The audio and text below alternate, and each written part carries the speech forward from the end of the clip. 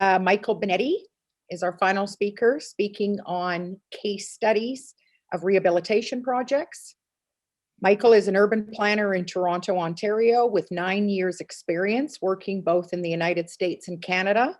His planning interests and knowledge include public transit planning, downtown renewal, and the challenges facing retail, particularly in the downtown areas. When it comes to the Hudson's Bay downtown Winnipeg store, Michael believes the building can be transformed into a major destination that anchors the western end of the reinvigorated downtown Winnipeg. So thank you, and we look forward to your presentation, Michael. Thanks, Cindy. Can everyone see the screen? Is it? Oh, perfect. Okay.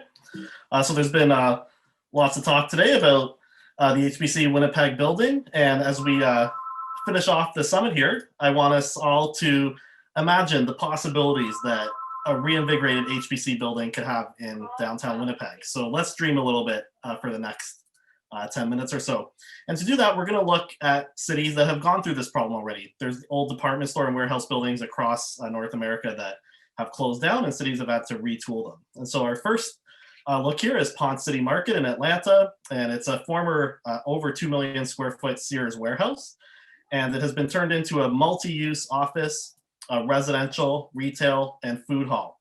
And the lesson we can learn from this building when it comes to the HBC's reuse is that this has become a citywide destination for Atlanta. When I was there, it took us over half an hour to get a parking spot because people just crowd this market on weekends. And so it's really reinvigorated this building as a destination for the entire city. And these are just some photos of the building. Case study number 2 is 401 Richmond, which was mentioned earlier in Toronto. This is an old warehouse in the downtown warehouse area of Toronto. And this building was turned into an artist sort of co-op building. It hosts cultural producers and social innovators, galleries and shops, has a rooftop garden.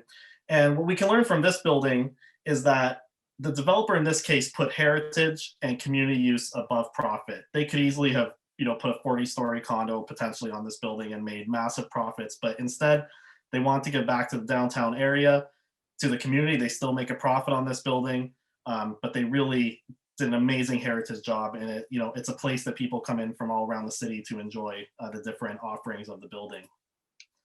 And this is just a rooftop garden there, and just an example of some of the events that are held that draw people into downtown from everywhere.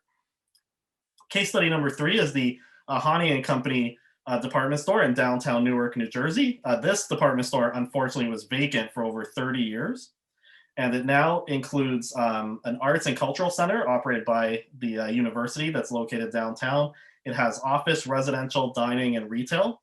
They restored the central atrium that was in this building. And they also built a residential tower behind it. And it includes low-income housing. And so what we can learn from this building is that we should have inclusivity. So people of all different incomes and uses are using this building, and it supports 24/7 activity in a reinvigorating downtown area. Case number 4 is Woodward's in Vancouver. So this was an old department store as well. It was vacant for about 10 years. And it now includes housing, offices, retail, a university, and a daycare center. And what we learned from this building here is that the city took initiative. They bought the building, and they had a city-led initiative with a developer competition on who could come up with the best redesign for this building. And so what you see here is the old building plus 2 high rises that were built behind it. But this really teaches us that we can think big, we could hold a competition and see what can be done with the HBC building. Number 5 is Meyer and Frank in downtown Portland. So this was a 15-story department store. About 6-7 years ago, they downgraded the store to about 5 floors and built a hotel on the upper floors. However, the department store went out of business about 2 years ago, and so they were left with 5 floors what to do with them. So they converted it to offices and put destination retail on the main floor. So this is the only Muji store in greater Portland. So if you want this store, you have to go downtown. So it creates a destination. And so what we have to learn for this with the HBC reuse is be prepared for a potential change. You may have to rejig what happens on some of the floors.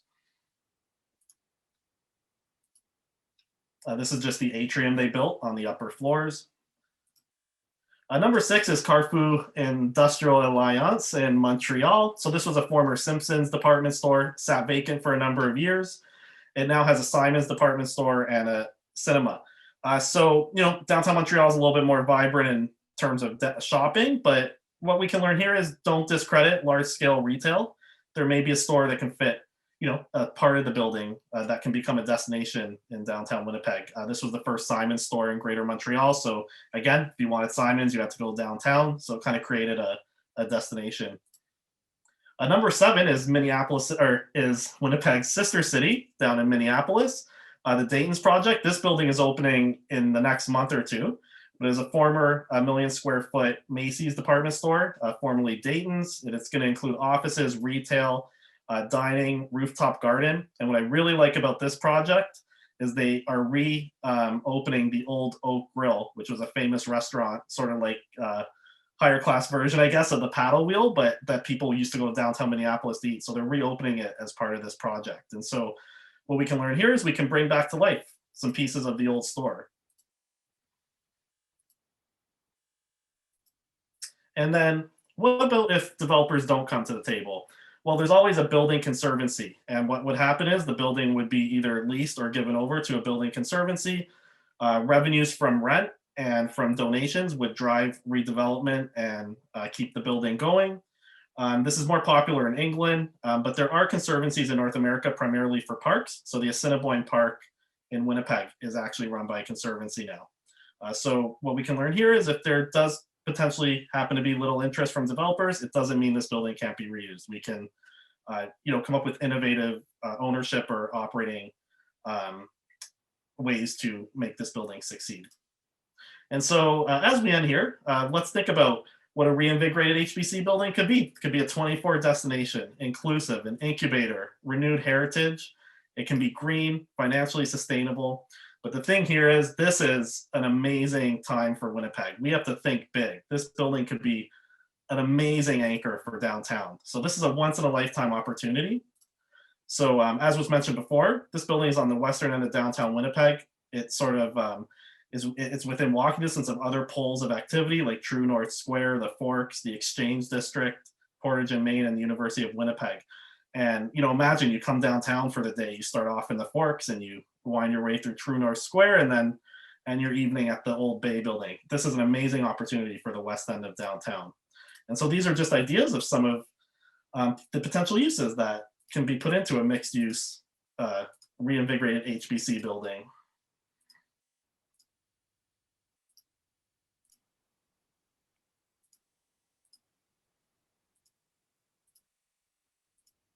And you may have other ideas, and this is where we have to dream big about what can happen here. This is an amazing space.